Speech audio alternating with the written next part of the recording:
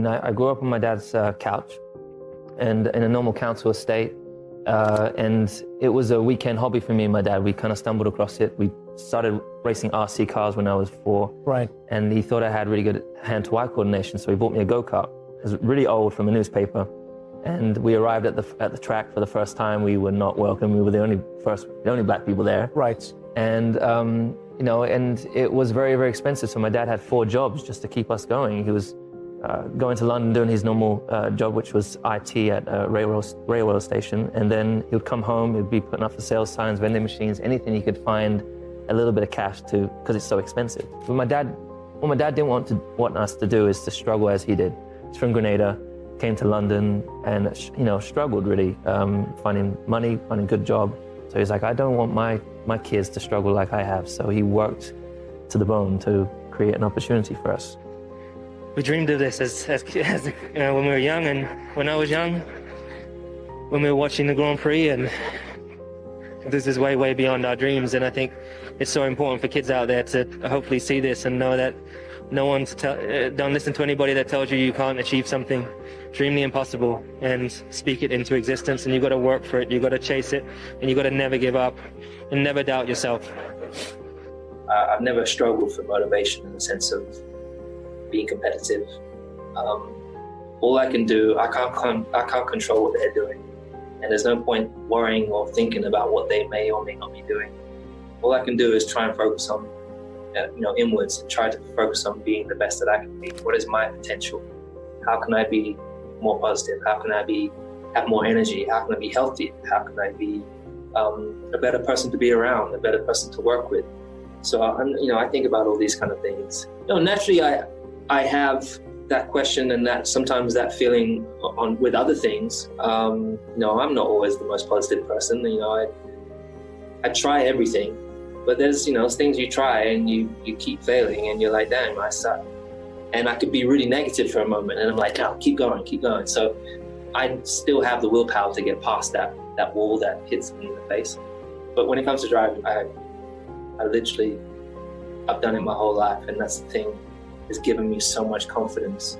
I get in the car, put this helmet on, and I'm able to be whoever I want to be. I can be Superman under that helmet if I want to be, And generally when I was at school, I was relatively, I was bullied at school. I was the little kid, and bullied on by the bigger kids. So I was very, very much within my cocoon, or whatever you want to say, in my own space. It's very quiet. But when I get in the car, I was able to put out my elbows and stand up for myself. And then eventually I got confidence. I was able to help stand up for others that had been bullied at school, because I went to karate and I got black belt, and I could whoop someone's butt, which was amazing. So yeah, but I've never doubted myself I don't doubt myself in the car. I think there was one moment. I think it's much, much easier to learn. There's more to learn when you have failures. That's really where the growth comes from. The biggest growth comes from.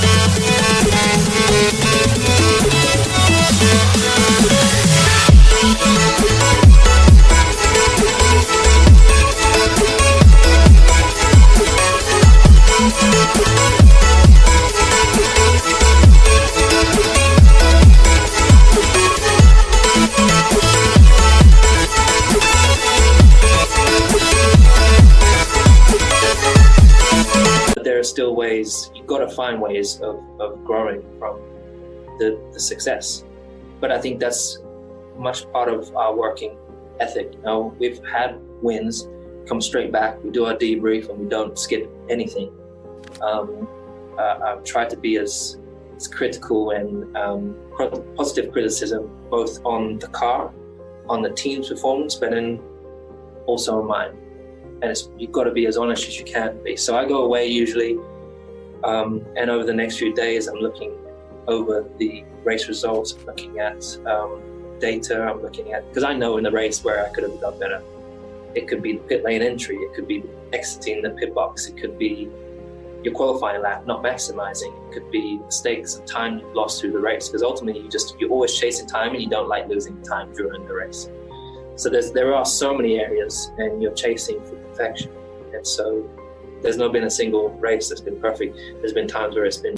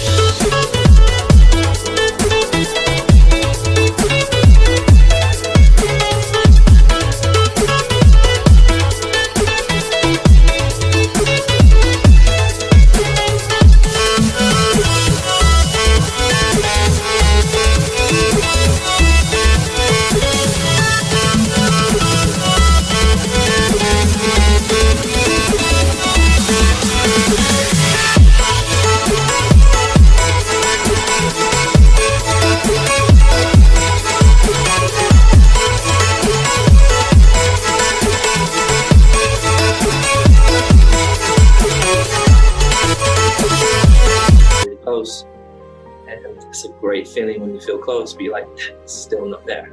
So I've got more work to do. You look around, me personally, there's people that are on their social media all day, every day, looking at their phone and forgetting the rest of the world, and not taking time to see a sunset, not taking time to see the beautiful trees or whatever it is, you know?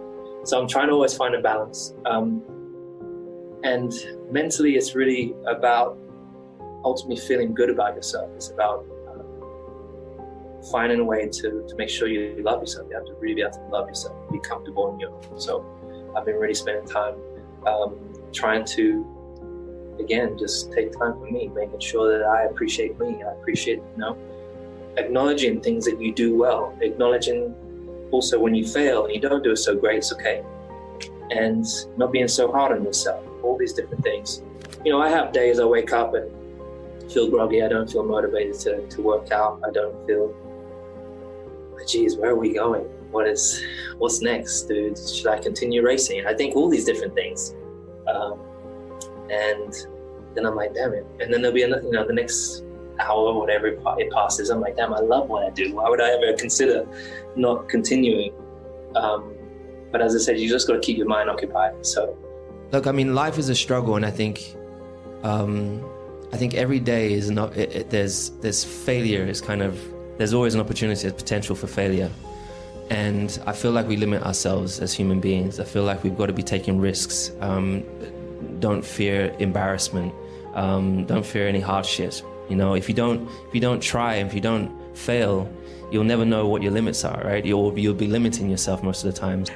Believing in yourself is one of the, I think that's probably been personally one of the most important parts. There's definitely days where I feel like a failure. Believe it or not, I feel like a failure. I feel like I'm not good enough. There's days where I don't like the way you look or the way you dress, whatever it may be. But believing in yourself, learning to love yourself, and just not giving up.